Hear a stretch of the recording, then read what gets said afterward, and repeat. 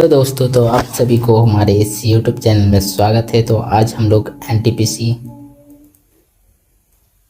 PYQ set 2 set 3 बनाने वाले हैं। ठीक है, और ये प्रीवियस ईयर क्वेश्चन जो पूछा गया है 2020 में, उसी का क्वेश्चन है। तो आप सभी रेगुलर इसमें कंटिन्यू बने रहें, आप सभी के लिए फायदेमंद होगा। चलिए, तो हम लोग क्वेश्चन नंबर 1 से स्टार्ट करते हैं। क्वेश्चन नंबर 1 में बोला गया है कि 2600 रुपये की राशि को 2 हिस्सों में इस प्रकार उधार दी गई थी कि पहले हिस्से पर 10% प्रतिवर्ष की दर से 5 वर्षों के लिए साधारण ब्याज, दूसरे हिस्से के 9% प्रतिवर्ष की दर से 6 वर्षों के ब्याज दर के बराबर है। तो 10% पर कितना हिस्सा उधार दी गई है, ये आपको निकालना है। चलिए, तो हम लोग कैसे निकालते हैं? तो हम लोग निकाल सकते हैं 2600 रुपया टोटल है। तो हम लोग यहाँ से देखते हैं 10% के हिसाब से 5 वर्षों के लिए दिया गया है, यानी कि कोई x रुपये है, उसको 10% के हिसाब से 5 वर्षों के लिए यानी 50%, x का 50% बराबर होगा क्या? दूसरा जो है y रुपया होगा, दूसरा हिस्सा। पहला अगर x रुपया है तो दूसरा हिस्सा कितना होगा? y रुपया मान लीजिए। तो दूसरे हिस्से में 9% प्रतिवर्ष की दर से 6 वर्षों के लिए दिया गया है। तो हम लोग यहाँ देखते हैं तो 9 छक 54%, वाई का 54%, ये दोनों आपस में क्या है? बराबर है। तो हम लोग यहाँ से परसेंटेज कैंसिल हो जाएगा। यहाँ से काटते हैं हम लोग, जैसे 50 को 25 बार में, और ये 25 दूना 50 और ये 27 दूना 54, यानी कि y बराबर हो जाएगा 25 और x बराबर हो जाएगा 27। जैसे x बराबर 27 और y बराबर हो जाएगा आपका 25। ये अगर दोनों को जोड़ते हैं तो कितना हो जाएगा? 7 5 12 के 2 हाथ में 1 2 2 4 1 5 52 यूनिट का मान दिया हुआ है 2600। तो हम लोग को निकालना क्या है? x बराबर, तो x बराबर कितना हो जाएगा? 27 यूनिट का मान। तो 27 यूनिट का मान ये कितना गुना है? तो ये 50 गुना है। तो ये भी कितना गुना हो जाएगा? 50 गुना। तो हम लोग यहाँ से निकाल सकते हैं 5 0 5 7 35 के 5 हाथ में 3 5 दूना 10 7 3 13, यानी कि 1350 रुपया। ठीक है, चलिए नेक्स्ट क्वेश्चन की ओर बढ़ते हैं। Question number 2। क्वेश्चन नंबर 2 में क्या बोला गया है? तो बोला गया कि एक भिन्न के अंश हर से 2 कम है। यदि अंश को 2 से गुना किया जाए तो हर को 3 से गुना किया जाए तो भिन्न 2/9 हो जाती है। चलिए, अंश x बटा y कोई 2 संख्या है, जो बोला गया है जो अंश है हर से 2 कम है। ठीक है, तो यहाँ सारे ही ऑप्शन क्या है? अंश जो है 2 कम है हर से। ठीक है, सारे ही। तो हम लोग यहाँ बोला गया है कि ऊपर में 2 से गुना करने पर, ऊपर में 2 से गुना करने पर और नीचे हर में 3 से गुना करने पर क्या हो जा रहा है? 2/9। ठीक है, तो हम लोग यहाँ ऑप्शन में गुना करते हैं। अगर 2 से तो 2 दिया 6 और 3 बचे 15, ये होने वाला है 2/9? नहीं, ये भी नहीं होने वाला है। इसमें करेंगे तो 2 7 14 और 2 3 9 27, तो ये भी नहीं होने वाला है। यहाँ गुना करते हैं 2 1 कम 2 और 3 3 9, तो ये हम लोग का हो जा रहा है 2/9, यानी कि ये हो जा रहा है ऑप्शन 3। ऐसा क्वेश्चन को आप सभी को जरूरत पड़ेगा तो क्वेश्चन को ऑप्शन सही जल्दी बना सकते हैं। चलिए आगे बढ़ते हैं। Question number 3। क्वेश्चन नंबर 3 में बोला गया है कि यदि p² plus q² minus r² बराबर 0 है तो p का पावर 6 प्लस q का पावर 6 माइनस r का power 6 divided by p² q² into r² का मान क्या होगा? इसका मान निकालना है हम लोग, क्या होगा? ठीक है, चलिए तो हम लोग यहाँ से सॉल्यूशन करना स्टार्ट करते हैं। तो यहाँ देखते हैं, इसको लिखते हैं p² प्लस q² बराबर हम लोग लिख सकते हैं, r को अगर इधर लेते आते हैं तो r²। ठीक है, अगर हम लोग दोनों तरफ क्यूब करते हैं तो क्या हो जाएगा? होता है जैसे a प्लस b का होल क्यूब करते हैं तो p का पावर 6 प्लस q का पावर 6 प्लस ए बी मतलब p² इंटू q²। फिर हम लोग यहाँ लिख सकते हैं p P square plus Q square, ये लिख सकते हैं बराबर आर का पावर 6, ये हो जाएगा। अब हम लोग चूंकि यहाँ जाते हैं, यहाँ से हम लोग कर सकते हैं P square plus Q square बराबर आर स्क्वायर, तो ये पी, तो यहाँ इसका मतलब क्या हो जाएगा आर स्क्वायर, मतलब करेंगे तो पी का पावर 6 प्लस क्यू का पावर 6, इसको अगर हम लोग इधर लेते आते हैं तो माइनस आर का पावर 6, हम लोग जैसे देख लेते हैं, यहाँ आपको फॉर्मूला लिख देते हैं ए प्लस बी का होल क्यू आपका हो जाता है A cube plus B cube plus 3ab into A plus B. तो हम लोग यहाँ इस फॉर्मूला को यूज करने वाले थे, यहाँ एक तो 3 छूट गया है, 3ab यानी कि 3ab मतलब 3p square into q square plus P square plus Q square.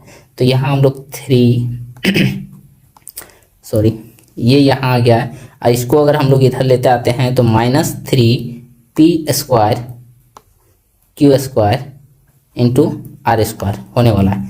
अब इसको डिवाइड में हम लोग यहाँ से लेते आते हैं तो p का पावर 6 प्लस q का पावर 6 माइनस r का पावर 6 बट्टा में इसको लेते आते हैं p square into q square into r square बराबर क्या होने वाला है, तो -3, यानी कि आपका आंसर हो जाएगा ऑप्शन ए -3। ठीक है, चलिए आई होप कि आप सभी को अच्छा से समझ आ रहा होगा, तो आप लोग कंटिन्यू बने रहिए। क्वेश्चन नंबर 4 में आते हैं। क्वेश्चन नंबर 4 में बोला गया है प्रथम 8 भाज्य प्राकृत संख्याओं के माध्य और प्रथम 8 अभाज्य संख्याओं के माध्य के बीच का अंतर कितना होने वाला है। तो पहला भाज्य उसको बोलते हैं जो जिसका कम से कम 3 फैक्टर हो। जैसे हम लोग पहला ले लेते हैं 1 2 3 4, तो इसमें कौन भाज्य है, तो ना ही 1 है, ना ही 2 है, ना ही 3 है। तो हम लोग का भाज्य संख्या स्टार्टिंग जो होने वाला है 4 से स्टार्टिंग होने वाला है। ठीक है, तो प्रथम 8 भाज्य प्राकृत संख्या, तो पहला हो जाएगा 4 6 8 9 10 12 14 15 16 1 2 3 4 5 6 7 8 यहाँ तक होने वाला है 15 तक, यानी कि इसको नहीं लेना है। तो हम लोग यहाँ तक हो जाएगा 1 2 3 4 5 6 7 8, हम लोग इसको सबको जोड़ के 8 से डिवाइड कर देते हैं, तो ये भाज्य संख्या हो जाएगा।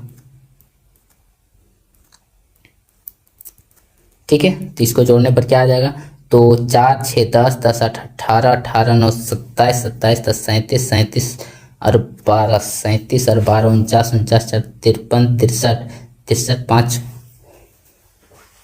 69 53 5 68 78, कितना होने वाला है 78, यानी इसको औसत ले लेंगे, माध्य ले लेंगे, मतलब 78/8। ठीक है, उसके बाद ये क्या हो गया, तो ये भाज्य हो गया भाज्य के लिए।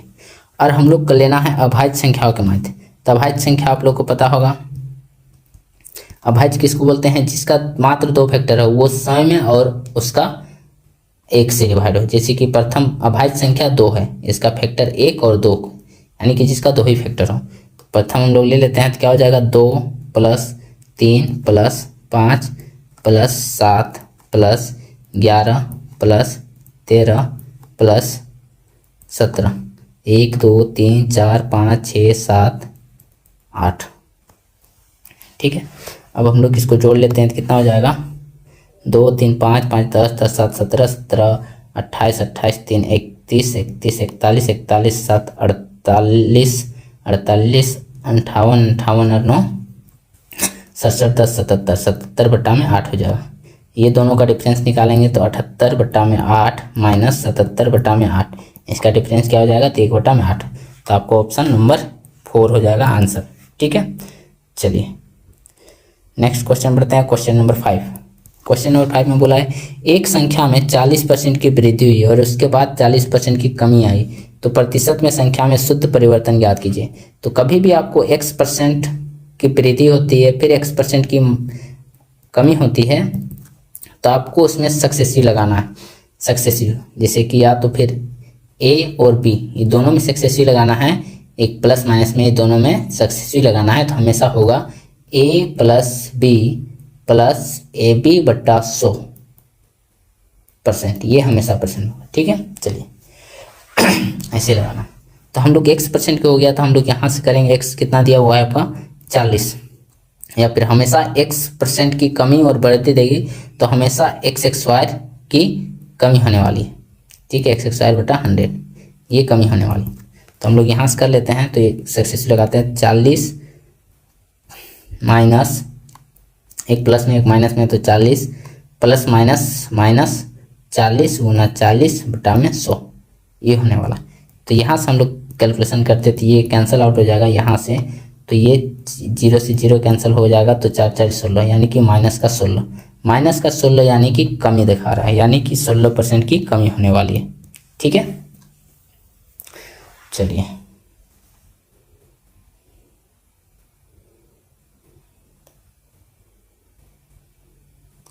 Question number 6।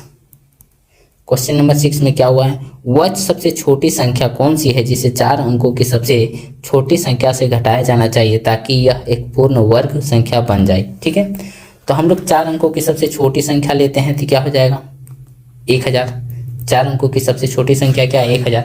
अब 1000 से नीचे, 1000 से नीचे हम लोग का क्या है जो एक पूर्ण वर्ग है, तो 1000 से नीचे हम लोग एक पूर्ण वर्ग देखते हैं तो 961 है।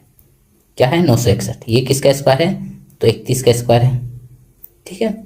30 का देखते हैं तो 30 का स्क्वायर हम लोग देखते हैं तो 900 हो जाएगा 31 का, यानी कि हम लोग 1000 में 961 घटाते हैं तो क्या आ जाएगा 39, यानी कि हम लोग वह सबसे छोटी संख्या कौन सी जिसे 4 अंकों की सबसे छोटी संख्या से घटाया जाना चाहिए ताकि एक पूर्ण वर्ग बन जाए। तो हम लोग 39 घटाएंगे, ये 1000 में 39 घटाएंगे तो हम लोग का 961 मिलेगा जो कि एक पूर्ण वर्ग संख्या है, जो 31 का पूर्ण वर्ग है, ठीक है। चलिए क्वेश्चन नंबर 7। क्वेश्चन नंबर 7 में क्या बोला गया है, यदि x समीकरण x² माइनस 2x प्लस 1 बराबर 0 को संतुष्ट करता है तो x³ माइनस 1/x³ मान क्या होने वाला है। चलिए तो हम लोग लिख लेते हैं x² plus 2 minus 2x plus 1 equal to 0।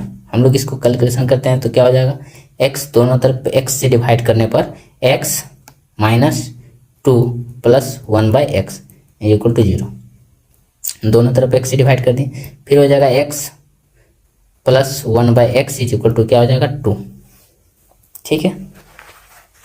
यानी कि हम लोग यहाँ कर सकते हैं, यहाँ से x बराबर हम लोग 1 पुट करेंगे तो हम लोग का ये वेरीफाई करेगा, यानी कि अगर हम लोग इसमें x के जगह में 1 रखते हैं तो 1 माइनस 1 इक्वल टू क्या आ जाएगा 0, यानी कि ऑप्शन नंबर 4 हो जाएगा, ठीक है यहाँ से। या फिर हम लोग यहाँ से अगर जिस हम लोग निकालने जानते हैं उस मेथड से तो हम लोग कर सकते हैं, पहले x से माइनस x में जाना है, वो x माइनस 1/x में, तो कुछ नहीं करना होता है आपको, वो जो संख्या दिया होता है उसका स्क्वायर करना है, अंदर में रूट के अंदर में उसका स्क्वायर करना है, 2 का स्क्वायर माइनस 4 करना है। तो यहाँ से हम लोग का x माइनस 1/x करके क्या निकल जाएगा तो 0। तो यहाँ से हम लोग का इसको भी निकालेंगे तो x³ माइनस 1/x³ निकालेंगे तो वही आएगा 0 का क्यूब माइनस 3p, मतलब कि 3 × 0 इक्वल टू 0, ठीक है यहाँ से भी। तो आपको ऑप्शन नंबर 4 होने वाला है। चलिए next question, question number 8। Question number 8 में बोला है कि एक स्कूल में लड़कों और लड़कियों की औसत आयु का अनुपात आयु 16.8 वर्ष है, लड़कों की औसत आयु 15.4 वर्ष है और लड़कियों की औसत आयु 18.2 वर्ष है। तो स्कूल में लड़कों और लड़कियों की संख्या का अनुपात क्या है, ठीक है। तो हम लोग ये हो गया बॉयज़ और ये गर्ल्स, ठीक है। हम लोग यहाँ कुछ नहीं, हम लोग यहाँ लगाने वाले हैं। चलिए तो हम लोग यहाँ करने वाले हैं जो एवरेज क्या है दोनों का, लड़का और लड़की का औसत आयु का वर्ष 16.8 और जो बॉयज़ का है वो कितना है तो 15.4 वर्ष और गर्ल्स का 18.2 वर्ष। तो यहाँ से हम लोग ले लेते हैं डिफरेंस, ठीक है। तो क्या आने वाला है 15.4 वर्ष, तो इस 16.8 में 15.4 घटाएंगे तो 1.4 और यहाँ घटाएंगे 18.2 में 16.8 तो यहाँ भी हो जाएगा 1.4। ये दोनों का रेशियो क्या आ जाएगा 1:1, ठीक है, यानी कि ऑप्शन नंबर 4 क्रॉस मेथड। चलिए क्वेश्चन नंबर 9। क्वेश्चन नंबर 9 में बोला गया √3 इकाई भुजा वाले एक समबाहु त्रिभुज की प्रवृत्ति त्रिज्या क्या होगी। समबाहु त्रिभुज ये हो गया, ठीक है, ये एक समबाहु त्रिभुज जिसका हम लोग भुजा मान लेते हैं ए, ठीक है, ए। तो इसकी जब भी हम लोग अगर प्रवृत्ति त्रिज्या निकालते हैं, ये प्रवृत्ति त्रिज्या मतलब कि बाहर की त्रिज्या, यहाँ से प्रवृत्ति त्रिज्या, तो प्रवृत्ति त्रिज्या हमेशा हो जाएगा a/√3, ठीक है। अगर हम लोग अंदर की त्रिज्या निकालते हैं, अंतर्वृत्त त्रिज्या, तो हमेशा a/2√3 होगा, ठीक है। चलिए तो हम लोग को यहाँ बोला क्या गया है कि त्रिभुज √3 इकाई त्रिभुज वाले समबाहु त्रिभुज की प्रवृत्ति त्रिज्या मतलब बाहर की, यानी कि a/√3 लगाएंगे, मतलब a आपका कितना दिया गया है √3, तो √3 बटा में √3 ये कैंसिल आउट होकर क्या आ जाएगा 1, यानी कि a की इकाई आंसर आपका हो जाएगा ऑप्शन 2, ठीक है। चलिए next question number 10। Question number 10 में बोला गया है यदि √2 + √x = √3 है तो x का मान क्या होगा, ठीक है। चलिए तो हम लोग यहाँ करते हैं क्या है, √x बराबर लिख सकते हैं क्या √3 माइनस में √2, ठीक है। चलिए हम लोग दोनों साइड स्क्वायर कर देते हैं, तो क्या हो जाएगा, यहाँ से x हो जाएगा बराबर a - b का होल स्क्वायर, मतलब √3 का स्क्वायर 3 प्लस b का स्क्वायर मतलब √2 का स्क्वायर 2 माइनस 2ab मतलब √3 × √2 यानी कि √6, यानी कि हम लोग कर सकते हैं 3 और 2 5 माइनस 2√6, x बराबर क्या आ गया 5 माइनस 2√6, 5 माइनस 2√6 कहाँ है ऑप्शन नंबर 1 में, ठीक है। चलिए आगे बढ़िए क्वेश्चन नंबर 11।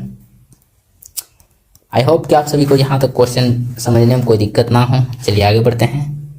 क्वेश्चन नंबर 11 में क्या है, नीचे 20 छात्रों की गणित में 30 में से प्राप्त अंक दिया गया है, ये जो दिया गया है प्राप्त अंक, उसमें बोला है तो अंकों का 2 गुने माध्यिका माइनस बहुलक क्या होगा, ठीक है। तो बहुलक क्या किसको बोलते हैं, बहुलक, तो बहुलक हम लोग उसको बोलते हैं जो दी गई संख्या में जो बार बार जिसका रिपीटेशन ज़्यादा बार हुआ उसको बहुलक बोलते हैं। तो यहाँ हम लोग देख लेते हैं, तो 14 का जो रिपीटेशन है वो 4 बार हुआ है, इसलिए हम लोग का बहुलक कितना आ जाएगा, तो 14, ठीक है। उसके बाद हम लोग माध्यिका निकालना, तो माध्यिका निकालने के लिए हम लोग पहले असेंडिंग ऑर्डर में लिख लेना है। तो असेंडिंग ऑर्डर में लिखने के लिए क्या करना पड़ेगा, 7 9 12 फिर 12 फिर 12 फिर 13 फिर आपका हो जाएगा 14 14 14 14 फिर 15 फिर 16 17, आपका यहाँ बीच में एक 13 भी आ जाएगा, 13 तो लिखते हैं, 13 आपका 2 बार आ जाएगा, ठीक है। चलिए 17 फिर आपका 18 18 18 फिर 19 फिर 20 फिर 20, ठीक है। तो हम लोग तो कभी भी बोला है 20 छात्रों की संख्या, 20 छात्र है यहाँ टोटल, 20 छात्रों की जो प्राप्त अंक संख्या दिया गया है, तो 20 छात्रों की माध्यिका निकालना है, तो जो बीच में 2 अंक आने वाला है, बीच में 10वां और 11वां नंबर, उसका एवरेज ले लेना है। तो उसका एवरेज क्या हो जाएगा, तो हम लोग यहाँ देखते हैं 10 नंबर और 11 नंबर क्या आने वाला है, तो 1 2 3 4 5 6 7 8 9 10 11 ये आने वाला है, ये दोनों 10 और 11, तो 14 2 28, 28 बटा 2 करेंगे तो 14, यानी कि माध्यिका बराबर निकालेंगे, माध्यिका बराबर आपका आ जाएगा 14 + 14 बटा में 2 बराबर 14, ये आ गया। हम लोग निकालने क्या बोला है, 2 गुना माध्यिका माइनस बहुलक, ये निकालने बोला है। तो 2 गुना में 14 माइनस 14 बराबर आपका क्या आ जाएगा 14। तो आपका ऑप्शन नंबर 2। ठीक है, चलिए क्वेश्चन नंबर 12। क्वेश्चन नंबर 12 में क्या है, चलिए क्वेश्चन नंबर 12 में दिया गया है यदि √19 माइनस एक्स √12 बटा में 1 बराबर √4 माइनस √3, तो एक्स का मान ज्ञात करने बोला है। ठीक है, तो हम लोग यहाँ से लिख सकते हैं, दोनों साइड स्क्वायर कर देते हैं तो क्या हो जाएगा, ये तो 2 हो जाएगा।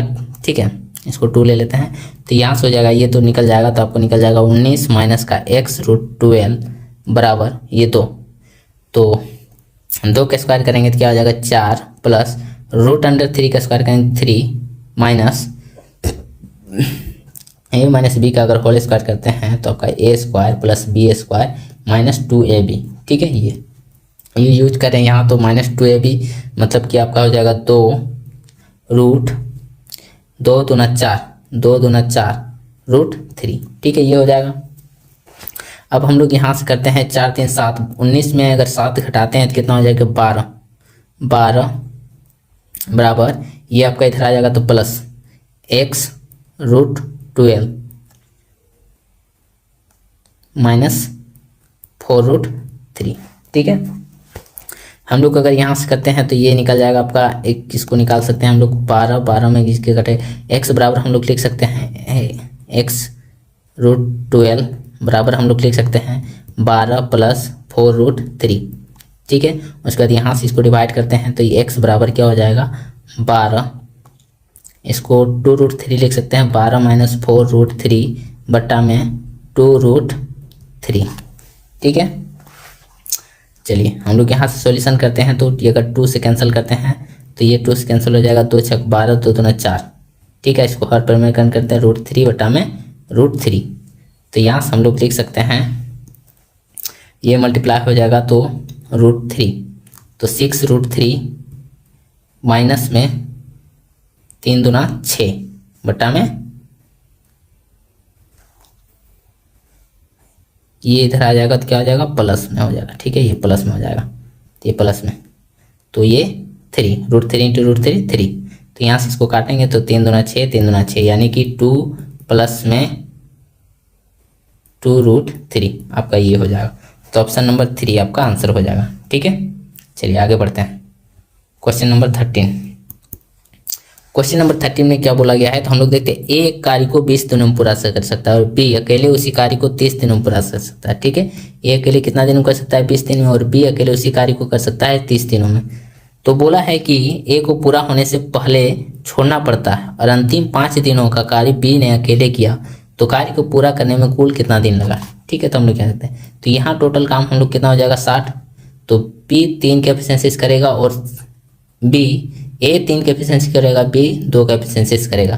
तो हम लोग बोला है कि अंतिम 5 दिनों में बी अकेला कार्य करता है, तो अंतिम 5 दिनों में बी अकेला कितना काम करेगा, तो 5 की स्पीड से 10 काम करेगा। कितना 10 काम, तो 10 काम बी अकेला किया है तो दोनों मिलके कितना क्या होगा 50 काम, जो कि 3 2 5 की स्पीड से क्या होगा, तो 5 की स्पीड से कितना दिन में क्या होगा 10 दिन में, 10 दिन दोनों मिल के किया और 5 दिन अंतिम में बी किया, तो टोटल कितना दिन काम लगा 15 दिन। ठीक है, चलिए option number 4। Question number 14। Question number 14 बोला गया है एक वस्तु को 12% के लाभ पर बेचा गया है, अगर इसे 33 रुपये अधिक में बेचा जाता तो 14% लाभ होता, तो वस्तु का क्रय मूल्य ज्ञात कीजिए। ठीक है, 12% लाभ मतलब 112% में बेचा गया होगा। अगर इसको 33 रुपया अधिक में बेचा जाता तो इसको 14% का लाभ होता, मतलब कि 114% होता। तो बोला गया है कि तो वस्तु का क्रय मूल्य ज्ञात कीजिए।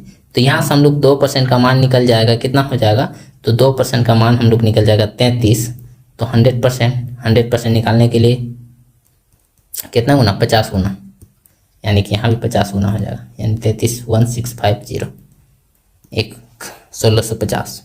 ठीक है, चलिए क्वेश्चन नंबर 15। क्वेश्चन नंबर 15 को आसानी से सॉल्यूशन किया जाएगा।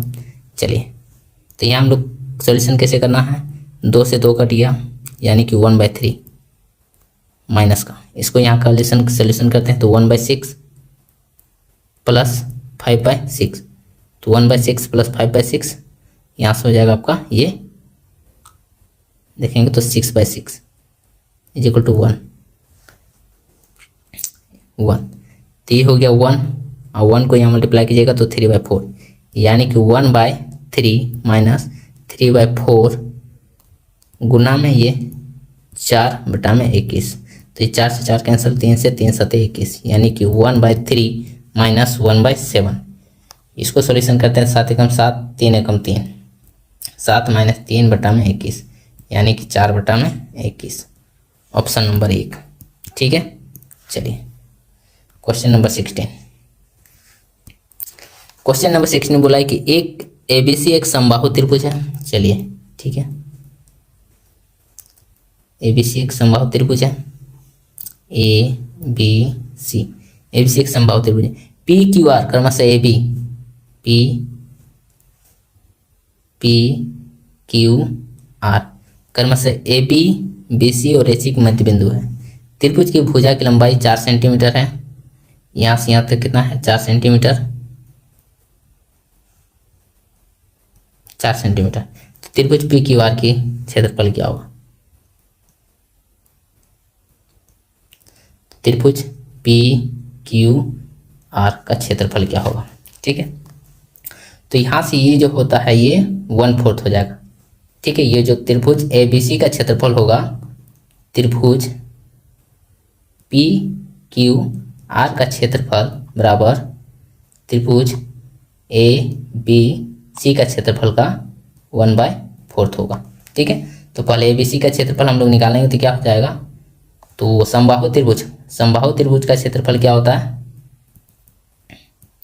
त्रिभुज का क्षेत्रफल होता है √3/4 इंटू A²। तो हम लोग यहाँ से √3/4, ए कितना दिया हुआ है तो 4 गुना में 4, तो हम लोग यहाँ से निकल जाएगा 4 से 4 कैंसल, तो √3 गुना में 4। हम लोग त्रिभुज PQR का क्षेत्रफल निकालना है, त्रिभुज PQR का क्षेत्रफल तो इसका 1/4, यानी 4 से 4 कैंसिल आउट, तो √3 आपका आंसर हो जाएगा, √3 सेंटीमीटर स्क्वायर, ऑप्शन नंबर 1। ठीक है, चलिए क्वेश्चन नंबर 17। क्वेश्चन नंबर 17 बोला गया कि एक चुनाव में केवल 2 उम्मीदवार थे, विजयी प्रत्याशी को कुल 48% मत प्राप्त हुए, उसके प्रतिद्वंदी को 6800 मत मिले, जो कि कुल मतों का 34% था। कुछ मत अमान्य थे। चुनाव में जीतने वाले उम्मीदवार को कितने मतों से जीत और असामान्य मतों की संख्या ज्ञात कीजिए। तो विनर और लूजर, ठीक है, लूजर। तो विनर को कितना परसेंट वोट मिला? 48%। लूजर को मिला कितना? 34%, जो जिसका मान क्या था? 6800। तो बोला है कि विनर कितना वोट से जीता? तो 34, तो 8 में 4 गया तो 4, 4 में गया 3, 14% वोट से, जो कि 14 दूना 2800 वोट से जीता। ठीक है, 2800 वोट से। तो यहाँ से पता चलता है ऑप्शन नंबर 3 आपका आंसर हो जाएगा। ठीक है, उसके बाद हम लोग निकालना है कि जो अमान्य मतों की संख्या थी, अमान्य मतों की संख्या ज्ञात करना। तो अमान्य मत कितना था? तो हम लोग यहाँ 48 + 34, टोटल जो वोट काउंटिंग हुआ है वो कितना था? 8 4 12 के 2 हाथ में 1 4 3 7 और 1 8, 82%। तो अमान्य कितना था? 18%। 18% का मान कितना हो जाएगा? 18 दूना 36, ये 200 गुना है, तो 18 दूना 3600 वोट अमान्य थे। ठीक है, तो ऑप्शन नंबर 3 हो जाएगा। चलिए क्वेश्चन नंबर 18। क्वेश्चन नंबर 18 में क्या बोला है? 10 मीटर, 8 मीटर और 6 मीटर आयाम वाले एक कमरे में रखे जा सकने वाले सबसे लंबे खंबे की लंबाई क्या है? आयाम मतलब कि घनाभ। ठीक है, तो हम लोग ये घनाभ है। ठीक है, इस घनाभ में सबसे ज़्यादा तो जो भी होता है LBH, तो घनाभ का जो विकर्ण होता है वो घनाभ का विकर्ण होता है आपका, घनाभ का विकर्ण होता है आपका √L² + B² + H², ये होता है। ठीक है, तो L आपका मान लीजिए कि 10 मीटर, B मान लीजिए आपका 8 मीटर और H 6 मीटर। तो L 10 यानी कि 100, 10 का स्क्वायर 100 + 8 × 64 + 6 × 36, यानी कि √100 और 100, इधर 64 36 100, यानी कि 200। 200 का हम लोग लिख सकते हैं 10 × 100 10√2 मीटर। ठीक है, 10√2। चलिए क्वेश्चन नंबर 19। क्वेश्चन नंबर 19 बोला गया 3 व्यक्तियों ने 1/2, 1/3 और 1/4 के अनुपात में व्यवसाय एक राशि का निवेश किया। एक वर्ष के अंत में कुल लाभ इतना रुपये था, 15,600 रुपये था। लाभ में प्राप्त सबसे बड़ा भाग कितना है? तो 1/2, 1/3, 1/4 में पूंजी लगाया है, तो इसको प्रॉपर रेशियो में हम लोग चेंज करेंगे, तो इसका एलसीएम लेके मल्टीप्लाई कर देंगे। कितना एलसीएम आ जाएगा इसका? 12। तो 12 से मल्टीप्लाई करेंगे तो 2 छक 12, फिर 3 चौके 12, फिर 4 तिया 12। तो ये आपका रेशियो, इस रेशियो में ये पूंजी लगाया है, तो लाभ भी इसी रेशियो में मिलेगा। तो 6 4 10, 10 3 13, 13 का मान कितना दिया हुआ है? 15,600, 15,600। तो यहाँ से काटेंगे तो 13, 13 एकम 13, 13 दूना 26, 1200 गुना में। तो सबसे बड़ा भाग लाभ का कितना होगा? तो 6, तो 12 छक 7200, कितना? 7200, ऑप्शन नंबर 4। ठीक है, चलिए क्वेश्चन नंबर 20। क्वेश्चन नंबर 20 में क्या बोला गया है? ए बी सी डी एक समांतर चतुर्भुज है। भुजा बी सी को ई तक इस प्रकार बढ़ाया जाता है कि बी सी बराबर सी हो जाता है। तो ए ई को मिलाते हैं जो सी डी को बिंदु बी पर प्रतिच्छेद करती है। तो त्रिभुज ए बी ई का क्षेत्रफल ज्ञात कीजिए। ठीक है, चलिए एक समांतर चतुर्भुज है,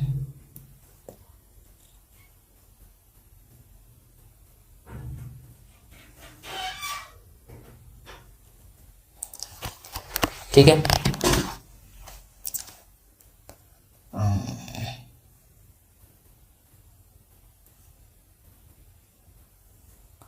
चलिए ये हम लोग हटा देते हैं, यहां से एक समांतर चतुर्भुज बनाते हैं।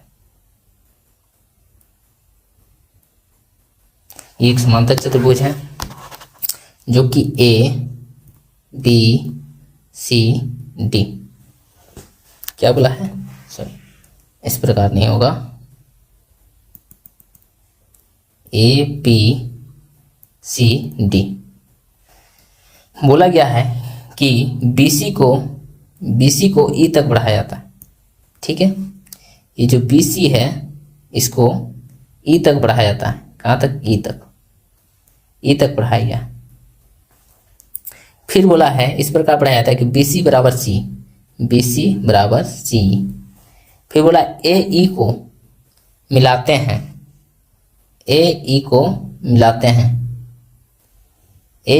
हैं, जो CD को बिंदु P पर प्रतिच्छेद करता है, जो बिंदु CD को A पर प्रतिच्छेद करता है, बिंदु P पर प्रतिच्छेद करता है। तो त्रिभुज ABE का क्षेत्रफल ज्ञात कीजिए। त्रिभुज ABE का क्षेत्रफल ज्ञात कीजिए।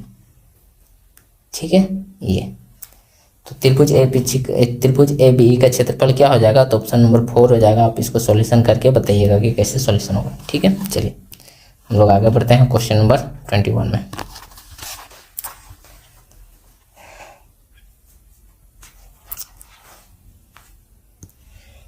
क्वेश्चन नंबर 21 में बोला है कि एक व्यक्ति अपनी धनराशि का 1/2 भाग 5% प्रतिवर्ष की ब्याज दर पर, धनराशि 1/3 का 8% प्रतिवर्ष ब्याज दर पर और शेष भाग को 10% प्रतिवर्ष की ब्याज दर पर निवेश करता है। तो तीनों निवेशों में उसकी कुल आय प्रतिवर्ष 820 रुपये है। तो निवेश की गई कुल धनराशि ज्ञात कीजिए।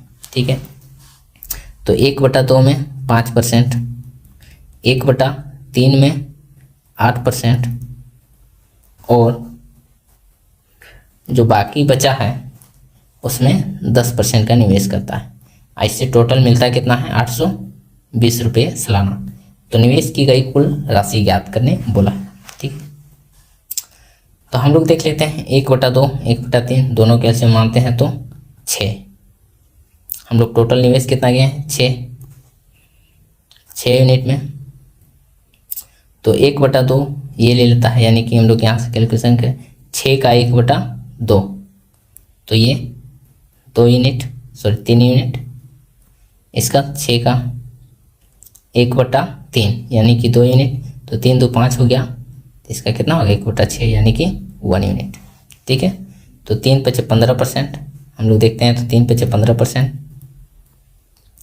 2 × 8 = 16%, और ये 10 से कम 10%।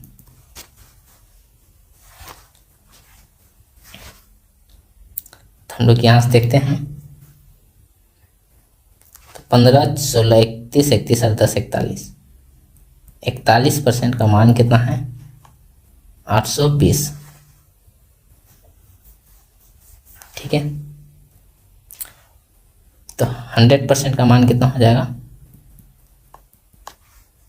41 × 82, तो 100% का मान 2000।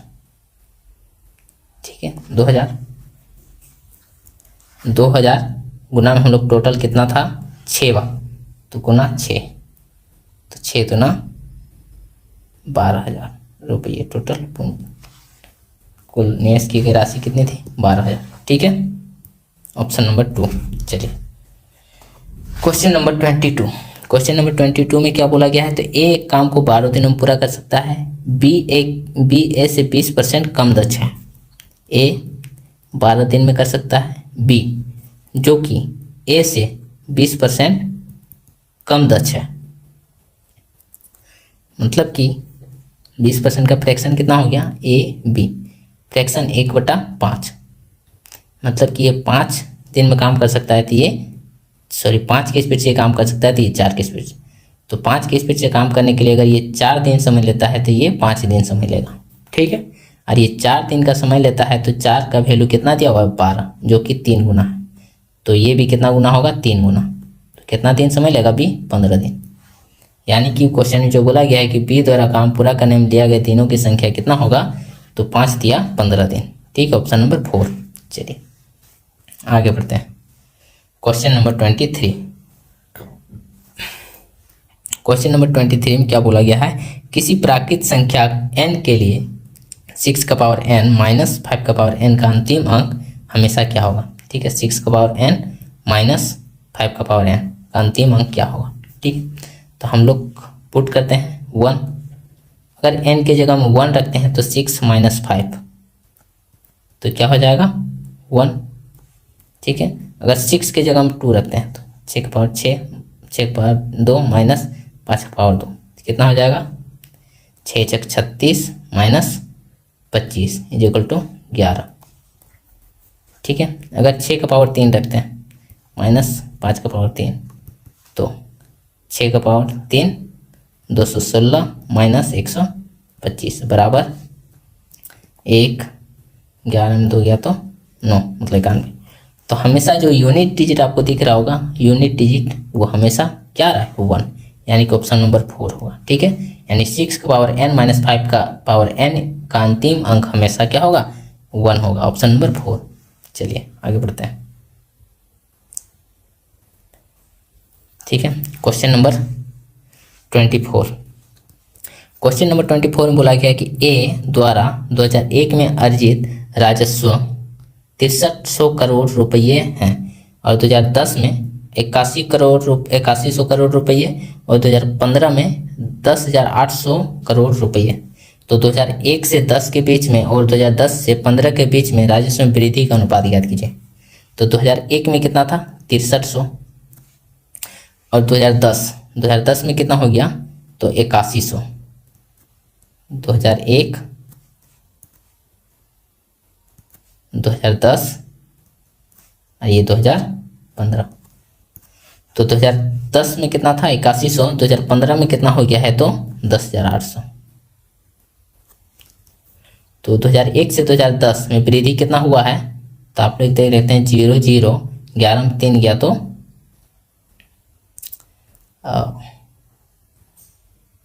0 0, 11, 11 में 3 गया तो 8, और 7 में 6 गया तो 1, 1800।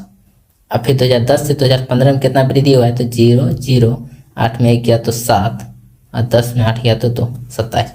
मतलब कि हम लोग जो देख सकते हैं रेशियो कितना हो गया 9 दूना 1800, 9 तिया 2700, यानी कि 2:3, ऑप्शन नंबर 3। ठीक है, चलिए आगे बढ़ते हैं क्वेश्चन नंबर 25। क्वेश्चन नंबर 25 में क्या है, ए और बी द्वारा काम करने की क्षमता का अनुपात 3:4 है। ए और जो बी है वो काम करने की क्षमता का अनुपात कितना है, 3:4। ये एफिशिएंसी हो गया, ठीक है, क्षमता।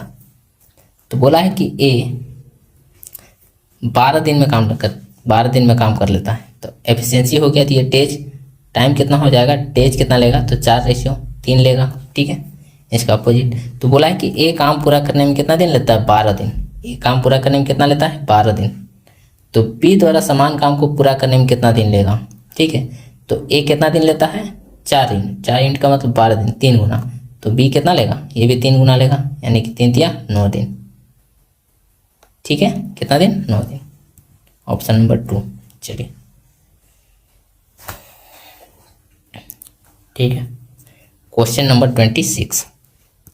क्वेश्चन नंबर 26 में क्या है, कक्षा 10 की बोर्ड परीक्षा में शामिल होने वाले 360 छात्रों में से 10% छात्रों ने ए ग्रेड प्राप्त किया, 20% छात्रों ने बी ग्रेड प्राप्त किया, 30% छात्रों ने सी ग्रेड प्राप्त किया, 40% छात्रों ने डी ग्रेड प्राप्त किया।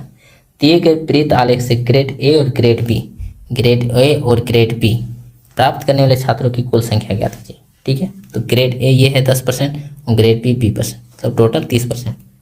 टोटल कितना है, 360। 360 का 30% कितना होगा, 30/100।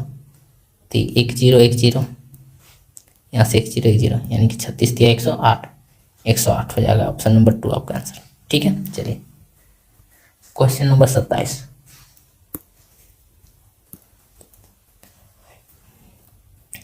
क्वेश्चन नंबर 27 में आपका दिया हुआ है x = a sin t, y = b tan t। तो a² बटा x² माइनस b² बटा y²। तो हम लोग यहाँ से a बटा x निकालते हैं, तो a बटा x निकालते हैं तो क्या हो जाएगा, साइन इधर चल जाएगा, ये इधर आएगा, तो 1 बटा में साइन t, ठीक है। और इसको हम लोग क्या लिख सकते हैं, तो a बटा x बराबर साइन t को हम लोग लिख सकते हैं 1 बटा साइन t = कोसेक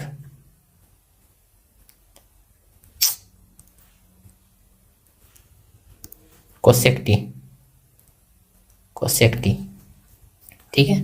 मतलब a बटा x = कोसेक t। तो हम लोग दोनों तरफ अगर स्क्वायर कर देते हैं तो क्या हो जाएगा, a² बटा x² बराबर कोसेक x² t, ठीक है। उसके बाद हम लोग यहाँ b को अगर हम लोग उसी तरह सेम करते हैं, b बटा y = 1 बटा 10 t, यानी कि दोनों तरफ स्क्वायर कर देते हैं, तो b² बटा में y² बराबर हो जाएगा 1 बटा 10 t को हम लोग cot t ले सकते हैं, यानी कि cot square t, ठीक है, cot square t। अब हम लोग यहाँ से करते हैं a² बटा में x² माइनस b² बटा में y² = लिख सकते हैं cosec x² t minus cot square t = 1, ठीक है।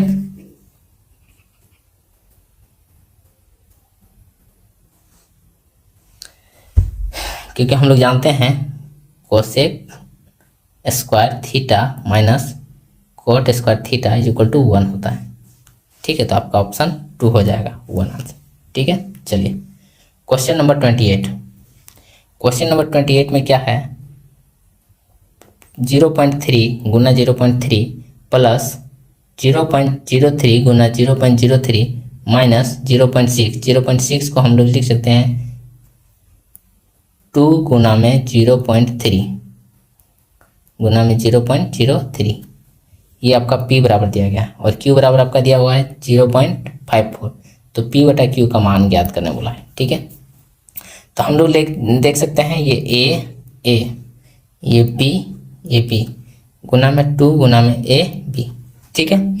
तो a² plus b² minus 2a क्या होता है a माइनस b का whole square, a minus b का होल स्क्वायर। तो a माइनस b का होल स्क्वायर मतलब a माइनस b, तो a माइनस बी यानी कि 0.3 माइनस 0.03 इसका होल स्क्वायर है। तो हम लोग यहाँ से घटाते हैं तो क्या हो जाएगा, 3 को हम लोग लिख सकते हैं ये 3, ठीक है। तो हम लोग इसको घटाते हैं तो 10 में 3 गया तो 7, 2 में 0 गया तो 2.27 का स्क्वायर।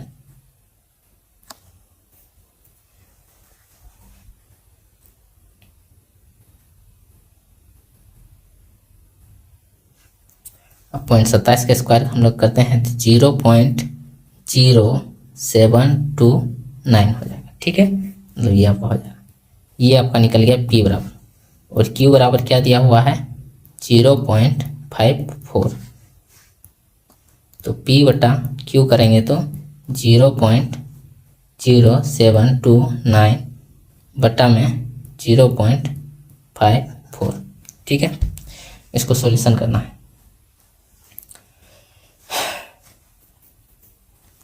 चलिए इसको सॉल्यूशन करेंगे तो हम लोग के पॉइंट से पॉइंट घटाएंगे तो नीचे 2 को 0 आ जाएगा, ठीक है। अब इसको काटते हैं तो 27 गुना 27 बटा में 27 तो 54।